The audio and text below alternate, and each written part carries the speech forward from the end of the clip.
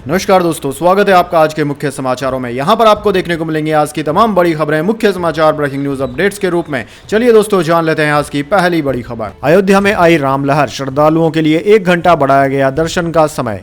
जी हां दोस्तों, अयोध्या में रामलला की प्राण प्रतिष्ठा के बाद अपने आराध्य श्री राम के दर्शन करने के लिए भक्तों का जनसैलाब उमड़ पड़ा है। आचार्य सत्येंद्र दास ने आज तक को बताया कि भक्तों की भीड़ को देखते हुए दर्शन का समय 1 घंटा बढ़ा दिया गया है। अब सुबह 6:30 बजे से 12 बजे राजभोग और फिर आरती के बाद दर्शन के लिए राम मंदिर के पट खुलेंगे। राजभोग के बाद 2 घंटे के विश्राम समय को कम कर दिया गया है। दोस्तों, आपकी जानकारी के लिए बता दें कि मंगलवार को आधिकारिक तौर पर राम मंदिर खुलने के पहले दिन रिकॉर्ड बन गया है। 5 लाख राम भक्तों ने मंदिर खुलने के पहले ही दिन रामलला दर्शन किए। इस दौरान भारी भीड़ की वजह से कुछ लोगों को हल्की चोटें लगने की भी खबर सामने आई। इसके तुरंत बाद मुख्यमंत्री योगी आदित्यनाथ ने लखनऊ से ही लाइव स्ट्रीमिंग के जरिए स्थिति का जायजा लिया। योगी सरकार की ओर से कहा गया है कि अति विशिष्ट मेहमान अभी 10 दिन तक अयोध्या न आए, अगर आए तो प्रशासन या श्री राम जन्मभूमि क्षेत्र ट्रस्ट को बताकर ही आए। इसके बाद दोस्तों, अगली बड़ी खबर। पश्चिम बंगाल में लोकसभा चुनाव अकेले लड़ेगी टीएमसी, ममता बनर्जी बोली। कांग्रेस ने सीट शेयरिंग का प्रस्ताव ठुकराया, इंडिया में बनी रहूंगी।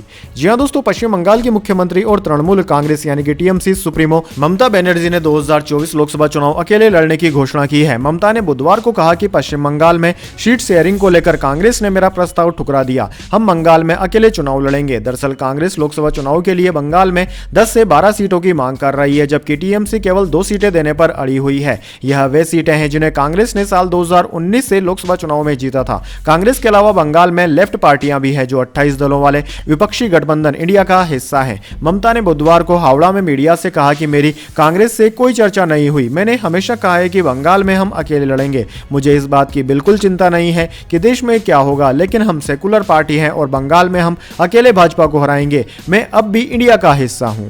इसके बाद दोस्तों, अगली बड़ी खबर। पीएम मोदी एनसीसी कैडेट्स के कार्यक्रम में शामिल हुए, कहा आपके जनरेशन को जेन जेड कहा जाता है, लेकिन मैं आपको अमृत पीढ़ी कहूंगा। जी हां दोस्तों, नई दिल्ली में प्रधानमंत्री नरेंद्र मोदी बुधवार को एनसीसी कैडेट्स की एक कार्यक्रम में शामिल हुए। इस दौरान उन्होंने कहा कि इस साल गणतंत्र दिवस परेड 2 कारणों से खास है। पहला, यह 75वां गणतंत्र दिवस होगा और दूसरा, यह देश की नारी शक्ति को समर्पित है। प्रधानमंत्री मोदी ने वहां मौजूद कैडेट्स के साथ कहा कि आपके जनरेशन को जेन जेड, जेन जी कहा जाता है, लेकिन मैं आपको अमृत पीढ़ी कहूंगा। आप देश को नई ऊंचाइयों तक ले जाएंगे। दोस्तों, आपकी जानकारी के लिए बता दें, जेन जी 1995 से 2009 के बीच पैदा हुए लोगों को कहा जाता है। इसके बाद दोस्तों, अगली बड़ी खबर। राम मंदिर के लिए बनी 2 और प्रतिमाएं सामने आई। पहली श्यामल रंग की तो दूसरी सफेद संगमरमर की, मंदिर में ही की जाएंगी विराजित। जी हां दोस्तों, अयोध्या के राम मंदिर में बालक राम यानी कि रामलला विराजमान हो चुके हैं। इसी बीच राम मंदिर के लिए बनाई गई दूसरी और तीसरी मूर्ति भी सामने आ गई है। दूसरी मूर्ति सफेद मकराना संगमरमर से बनी है, जबकि तीसरी मूर्ति भी रामलला की प्रतिमा के रंग यानी कि श्यामल रंग की ही है। तीनों की लंबाई 51 इंच है। तीनों प्रतिमाओं में कमल आसन पर भगवान को विराजित दिखाया है। भगवान के 5 साल के बालक स्वरूप को तीनों में ही दर्शाया गया है। रामलला के अलावा भगवान राम के दोनों प्रतिमाओं को राम मंदिर के अलग अलग फ्लोर पर स्थापित किया जाना है। इसके बाद दोस्तों, अगली बड़ी खबर। लोकसभा चुनाव के बाद राहुल गांधी को कराएंगे गिरफ्तार, असम के सीएम हेमंत बिस्व शर्मा बोले। जी हां दोस्तों, लोकसभा चुनाव 2024 से पहले भारत जोड़ो न्याय यात्रा पर निकले राहुल गांधी की मुश्किलें कम नहीं हो रही है। असम के गुवाहाटी में पुलिस के साथ कांग्रेस समर्थकों के कथित झड़प के बाद राहुल गांधी, केसी वेणुगोपाल और कन्हैया कुमार के खिलाफ एफआईआर दर्ज हुई है। उन पर पुलिस के साथ हिंसा, उकसावे और सार्वजनिक संपत्ति को नुकसान पहुंचाने के आरोप है। अब असम के मुख्यमंत्री हेमंत बिस्व शर्मा ने कहा है कि वे लोकसभा चुनाव के बाद राहुल गांधी की गिरफ्तारी सुनिश्चित करेंगे। शर्मा ने कहा कि अगर हम अब कार्यवाही करते हैं तो वे इसे राजनीतिक कदम बताएंगे। हेमंत बिस्व शर्मा ने इस दौरान उन मंदिरों के नाम भी गिनाए जिनका दौरा राहुल गांधी ने अपनी यात्रा में नहीं किया था। इसमें असम का प्रसिद्ध कामाख्या मंदिर भी है। शर्मा ने कहा कि कांग्रेस का एकमात्र लक्ष्य विवाद शुरू करना है।